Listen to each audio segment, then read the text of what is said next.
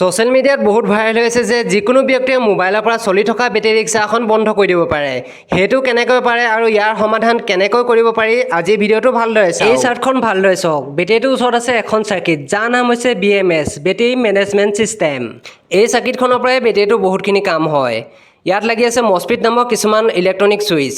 এই ছুইচকেইটা অন হোৱাৰ লগে লগে বেটেৰীৰ পৰা মটৰলৈ কাৰেণ্ট যায় আৰু বেটেৰী ৰিক্সাখন চলি যায় আৰু অফ কৰি দিয়াৰ লগে লগে মটৰটো অফ হৈ যায়। এই চাৰ্কিটবিলাকত প্ৰায়বিলাকতে ব্লুটুথ ছিষ্টেম থাকে, যাৰ দ্বাৰা সুবিধা হয় মোবাইলতে আপোনাৰ বেটেৰী ৰিক্সাখনৰ বেটেৰীটোৰ কথাবিলাক জানিবৰ কাৰণে। এনেদৰে আপুনি 10 পৰা 15 মিটাৰ আঁতৰত থকা বেটেৰী ৰিক্সাখনৰ বেটেৰীটো অফ বা অন কৰিব পাৰিব আৰু বহুখিনি কথা জানিব পাৰিব।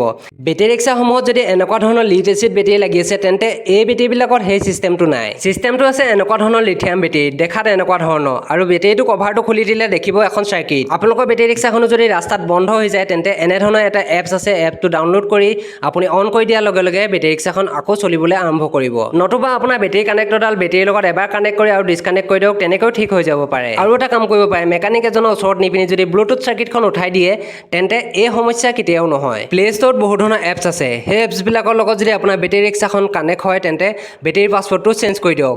লগতে সকলো সময়তে আপোনাৰ মোবাইলটো আৰু বেটেৰী ৰিক্সাখন কানেক্ট কৰি থওক। আশা কৰিছোঁ আজিৰ ভিডিঅ'টো আপোনালোকে নিশ্চয় শ্বেয়াৰ কৰিব, কাৰণ আপোনালোকে ছ'চিয়েল মিডিয়া আৰু নিউজবিলাকত দেখি আছে যে বেটেৰী ৰিক্সা চালকসকলে বহুতো সমস্যাৰ সন্মুখীন হৈছে। এখন বেটেৰী ৰিক্সা আঁৰত এটা পৰিয়াল চলি আছে। আজি যদি এই ভিডিঅ'টো বেটেৰী ৰিক্সা চালকসকলে পায়, নতুন যি সমস্যাৰ সন্মুখীন হৈছে সেই সমস্যা অতি সহজে সমাধান কৰিব পাৰিব। ধন্যবাদ।